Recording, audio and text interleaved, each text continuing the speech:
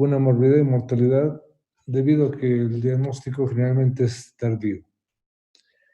La sobrevida global está entre 5 y 7 meses, por eso que se considera una neoplasia muy agresiva. Es el cuarto tumor en frecuencia del tubo digestivo, aunque estas cifras varían según los países. Es mucho más alto en países en Irán, China, India y África, unas 10 a 100 veces más que en Estados Unidos. Es 2 a 4 veces más frecuente en varones que en mujeres y la edad media se sitúa arriba de los 65 años. Para el año 2020, los cálculos de la Sociedad Americana contra el Cáncer para este cáncer en Estados Unidos son de 18.440 nuevos casos de cáncer de esófago, que deberían ser diagnosticados este año, siendo el adenocarcinoma el tipo más común de cáncer de esófago en las personas de raza blanca, mientras que el carcinoma de células escamosas es más común en las de raza negra. Los más frecuentes de todos los cánceres que se encuentran a nivel del esófago, que ocupan un 95%, son el carcinoma epidermoide, que parte de las células escamosas, y del adenocarcinoma, que generalmente parte del esófago de Barr.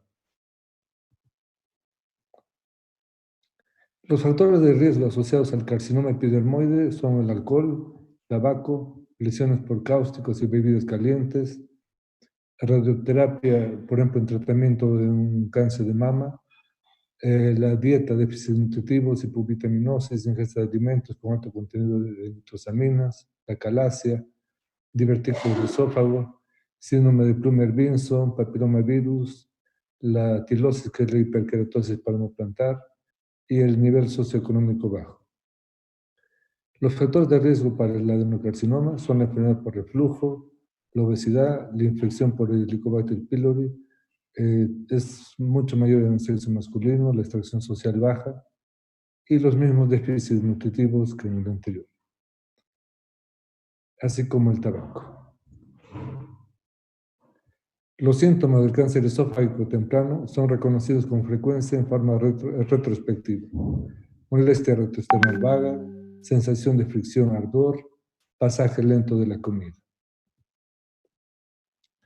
En la clínica se va a presentar una disfagia lógica, primero a sólidos y después a líquidos.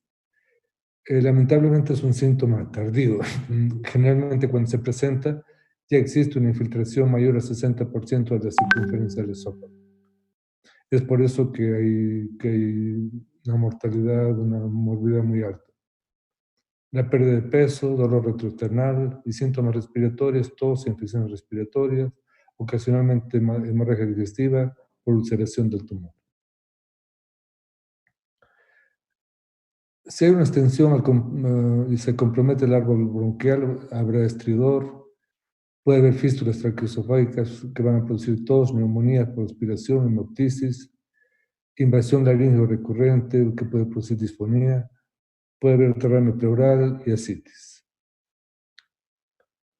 El carcinoma epidermoide o carcinoma escamocelular se presenta aproximadamente en 70% del cáncer de esófago, aunque en muchos países es el adenocarcinoma el que ocupa mayor porcentaje. La displasia severa se transforma en carcinoma temprano en un periodo entre 34 y 74 meses y va a haber una progresión de un cáncer temprano no tratado, un cáncer avanzado en 12 meses. El adenocarcinoma desde los años 80 tiene una incidencia que ha ido aumentando entre un 4 a 10% anualmente y actualmente esta tendencia tiende a incrementar todavía más. La causa del continuo incremento es desconocida, pero aparentemente es el aumento de la incidencia de la enfermedad por reflujo y de la incidencia del esófago de Barr.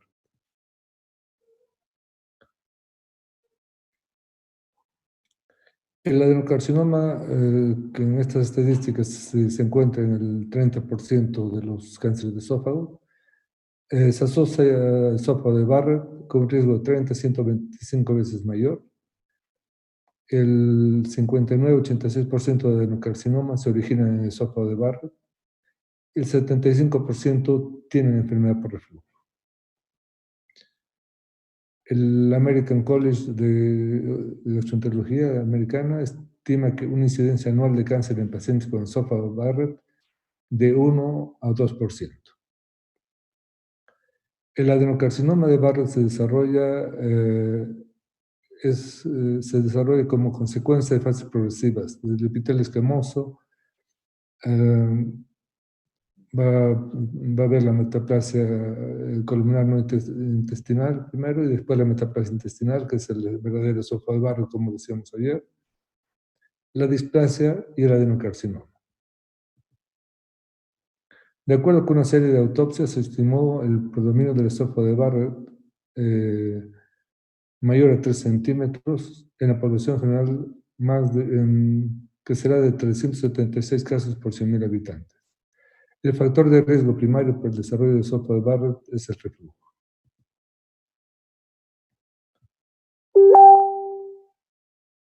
La metaplasia intestinal,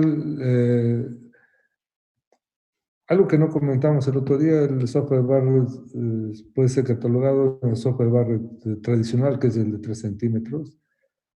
Puede ser el corto, menos de 3 centímetros. El tradicional es de 3 o más centímetros. Y puede ser ultracorto, cuando es en biopsias aleatorias, se encuentra un esófago de Barrett que no se lo ve endoscópicamente. Entonces, esta metaplasia intestinal es la que puede llevar a la displasia y al carcinoma. Más o menos aquí podemos ver que el 7% de toda la población tiene diariamente síntomas de enfermedad por reflujo. El 10% de pacientes con enfermedad por reflujo crónico tienen esófago de Barrett. Y el riesgo de cáncer de esófago de Barrett va a ser 30 a 60 veces. No te entendí. ¿Podrías volverlo? Perdón. 30 a 60 veces mayor de que la población general. Hasta 2% en pacientes con Barrett.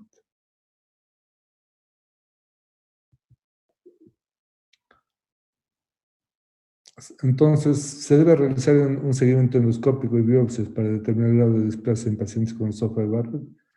Sí, porque es la única forma de prevención. Es la mejor forma de prevención para evitar la progresión a displasia o a cáncer. Y si se encuentra displasia o cáncer, ya efectuar otro tipo de procedimiento, como mencionamos al hablar de reflujo. La supervivencia de 5 años de un adenocarcinoma esofágico detectado en programas de vigilancia endoscópica es mayor que cuando se lo diagnostica en la fase sintomática. 62% versus 20%.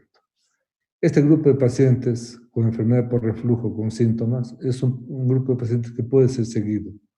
En cambio, el grupo de pacientes que debutan, que no tienen síntomas por su enfermedad por reflujo, que son síntomas muy bajos, que los pacientes no le dan la importancia adecuada, o que simplemente se automedican cualquier cosa con lo que se sienten mejor, y no se les encuentra el esófago de Barrett, pueden desarrollar un adenocarcinoma, pero ya diagnosticado en etapas tardías. Otros tipos de cánceres que se pueden localizar en el esófago, pero son muy raros, son los sarcomas y carcinosarcomas, carcinomas de células pequeñas, linfomas, melanomas y metástasis de otros órganos, de otro tipo de cáncer.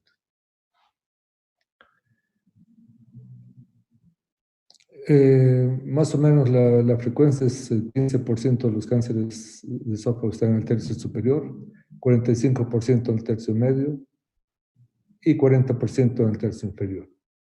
Generalmente los cánceres epidermoides se van a encontrar en el tercio superior y medio, y en el tercio inferior generalmente va a estar localizado el adenocarcinoma.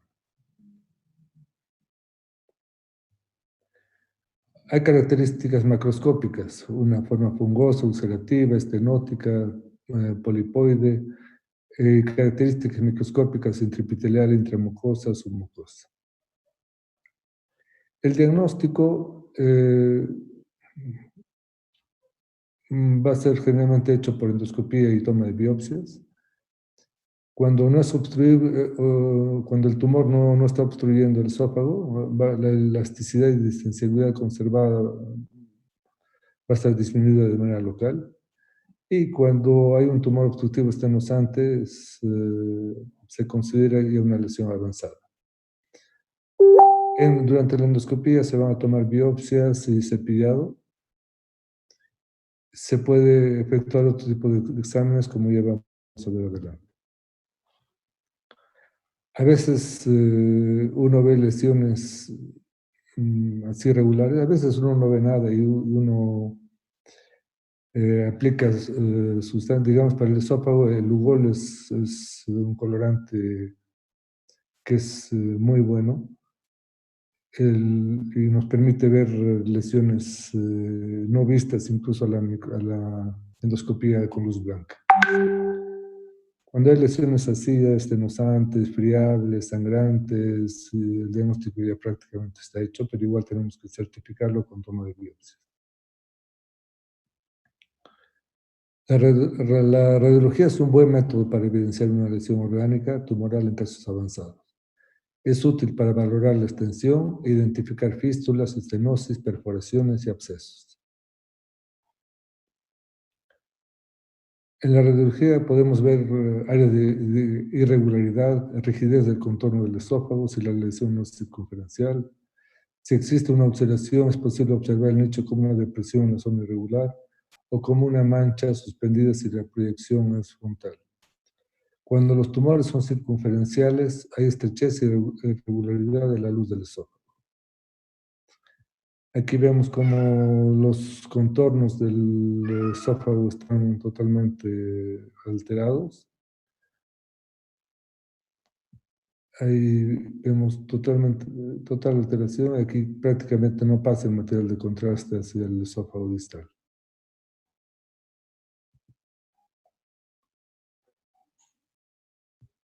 Hay mucha irregularidad, los bordes son anfractuosos, irregulares, que sugieren la posibilidad de infiltración. La ecografía es un método económico al alcance de todos, que en ocasiones ya permite detectar metástasis hepáticas o ascitis que traducen afectación tumoral del peritoneo como signo de diseminación, como en este caso, que se ven múltiples imágenes hipodensas del parénquima hepático. En ocasiones, si hay síntomas respiratorios, se puede acudir a la neumología con quienes van a efectuar una broncoscopía y que le van a permitir la compresión o invasión traqueobronquial por la neoplasia esofágica, dato que es indispensable para aplicar radioterapia o terapéutica fotodinámica. Como en este caso que aquí estamos en tráquea, este es uno de los bronquios que está totalmente con una lesión infiltrante a este nivel. La tomografía y la resonancia magnética son técnicas para estudificación de los tumores esofágicos. Tienen una precisión alta del 51% tanto para la extensión del tumor como para la presencia de adenopatías. Esta es la imagen radiológica en la que se ve una extensa irregularidad y una estenosis, este es el estómago, una gran dilatación aquí del esófago.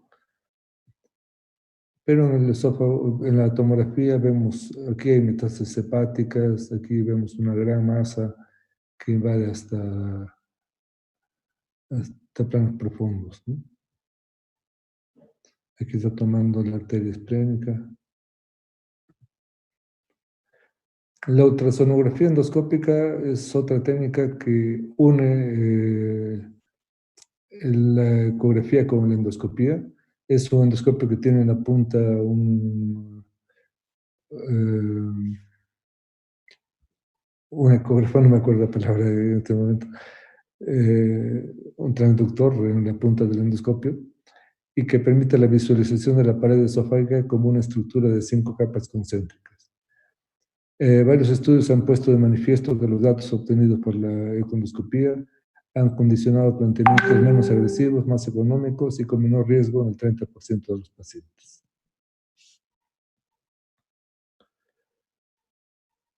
En la econdoscopía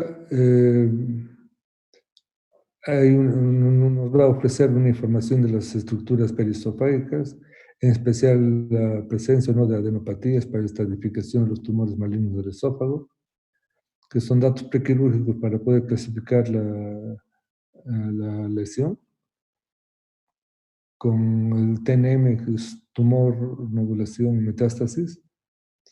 La precisión diagnóstica para la estratificación TIN es del 85 y del 73% respectivamente, muy superior a lo obtenida por la tomografía. Aquí tenemos una imagen ecoendoscópica, es el transductor. Se introduce el ecoendoscopio con una fase endoscópica y después uno se queda solamente con la parte de ecoendoscopía, con la parte ecográfica. Y aquí se ve una lesión que afecta la mucosa y llega hasta la submucosa, pero aparentemente no lo sobrepasa, ¿no? Entonces sería un T1. En esta otra lesión, aquí está la mucosa, aquí está la mucosa, esta es la submucosa, aquí están planos musculares, y aquí la lesión invade hasta planos profundos, es un T3. Y aquí es una lesión grande con invasión pleural de un carcinoma de esófago distal con estadio 4, T4. Y se pueden ver nódulos, como en este caso nódulos metastásicos en el hígado, que pueden ser biopsiados mediante guía econdoscópica. La clasificación TNM es bastante similar a la de otros tumores. TX es cuando el tumor no puede ser valorado, T0 sin evidencia de tumor, el TIS es cuando hay displasia de alto grado, T1 invade la mucosa, puede alcanzar a su mucosa, el T2 muscular propia, T3 va a llegar a la adventicia y tejido periesofágico, T4 estructuras adyacentes, T4 irresecable si toma la aorta, vértebras y tráquea.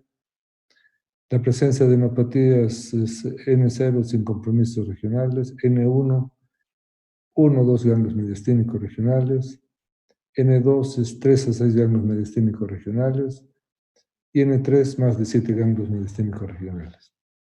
Y las metástasis M0 sin metástasis a distancia, M1 cuando hay metástasis a distancia.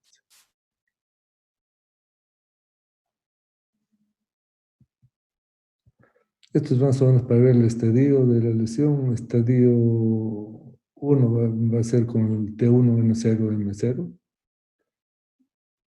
Estadio 2A es T2 N0 M0 o T3 N0 M0.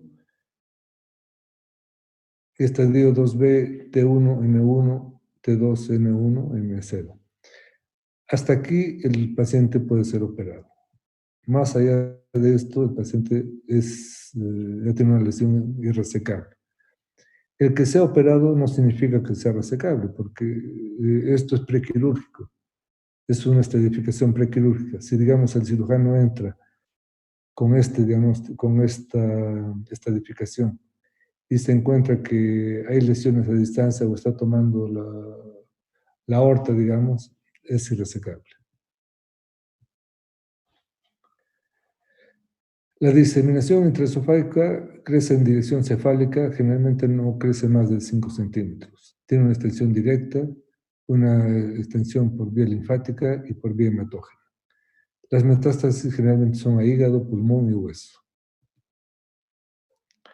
La resección quirúrgica es el tratamiento de elección en pacientes con tumores en estadios iniciales, siendo la modalidad más frecuente la esofagectomía total o subtotal con linfadenectomía y reconstrucción del tránsito mediante una gastroplastía o coloplastía.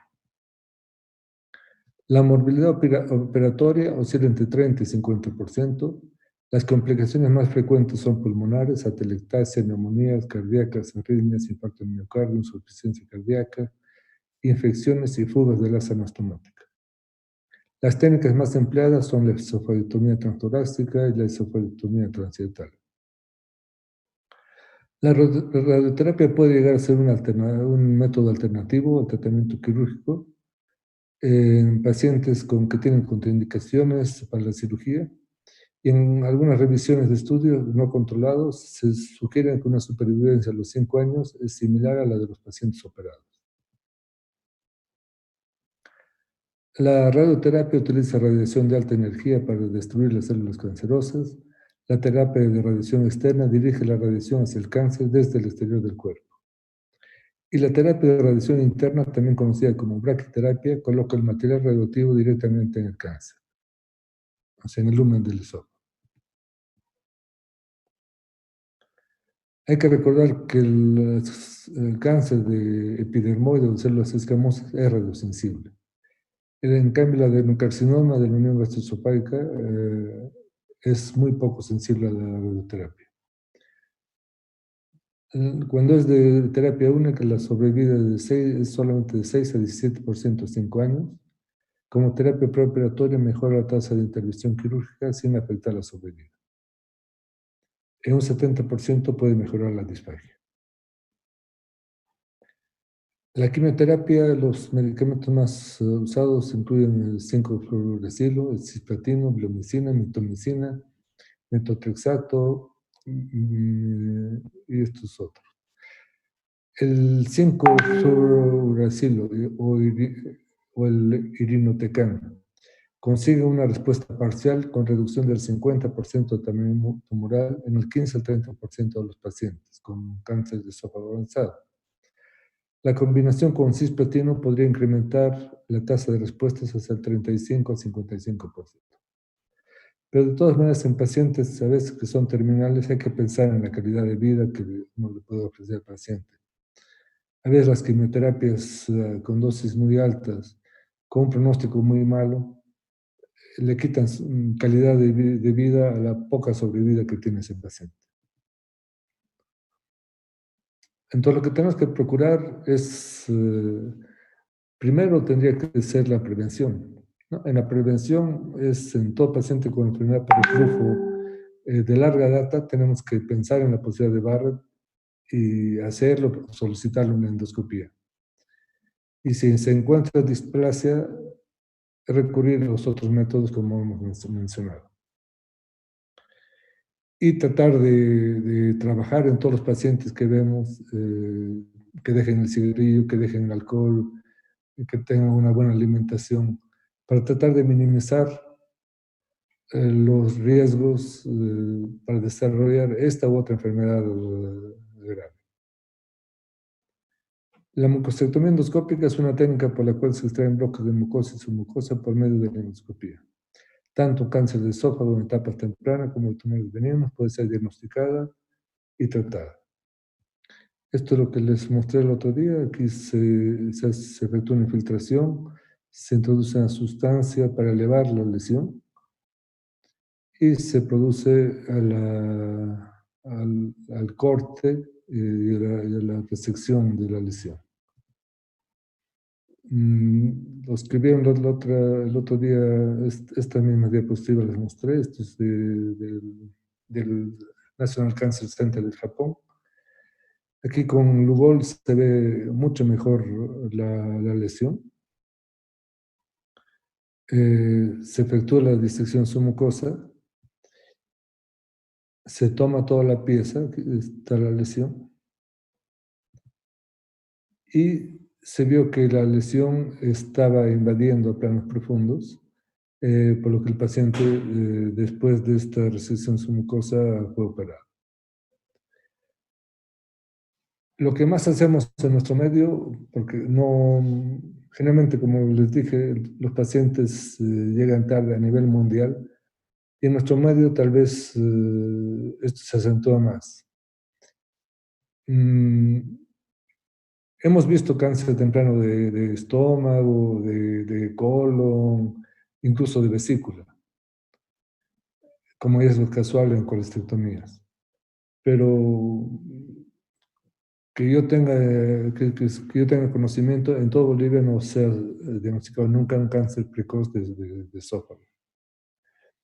Entonces, lo que más hacemos son técnicas paliativas, principalmente destinadas a aliviar la disfagia. Se utiliza la radioterapia o prótesis endoscópicas o la gastrostomía. Otra técnica es el láser, que no tenemos aquí. No hay láser para un tubo digestivo. Entonces, aquí tenemos una lesión, se introduce el endoscopio, se introduce una guía. Estas son las primeras prótesis que aparecieron en el mercado, unas prótesis plásticas. Y el empujador y se coloca una prótesis plástica venciendo la estenosis. Esta es la prótesis plástica, que son de un calibre pequeño. Entonces, a veces se obstruyen con alimentos, pueden migrar. Entonces, el objetivo de la prótesis es que el paciente pueda comer, se pueda alimentar y va a tener mejor calidad de vida en sus últimos meses. O sea, por lo menos va a morir comiendo. Actualmente usamos estas prótesis metálicas autoexpansibles, son de nitinol, que el momento de introducirlas son más fáciles incluso que estas plásticas que les mostré antes de colocar. Y uno las libera y es un material, son de nitinol, es un material que tiene memoria, entonces van a abrir, se van a expandir al liberarlas. Entonces uno se plantea si el tratamiento tiene que ser solo médico o solo quirúrgico. Digamos, esto que dijo Henry Ogilvy en 1933, solo un cirujano consideraría tratar una úlcera de medio centímetro que se encuentra en un órgano, resecando 2/3 de un órgano vecino normal. En los últimos años, en todas las enfermedades, en todas las patologías, incluso los mismos cirujanos van buscando técnicas menos agresivas, más conservadoras, menos agresivas. Digamos, este dicho se refería a una úlcera duodenal, en el que se resecaba 2/3 de estómago. Ahora, con el hallazgo del Helicobacter pylori, el tratamiento del Helicobacter pylori, ya no es necesaria siquiera la cirugía. Entonces, las cosas van avanzando y la verdad que son las generaciones futuras que tienen que ir estudiando cada vez más y ir adelantando cada vez más en todos los rubros. No sé si tienen alguna pregunta.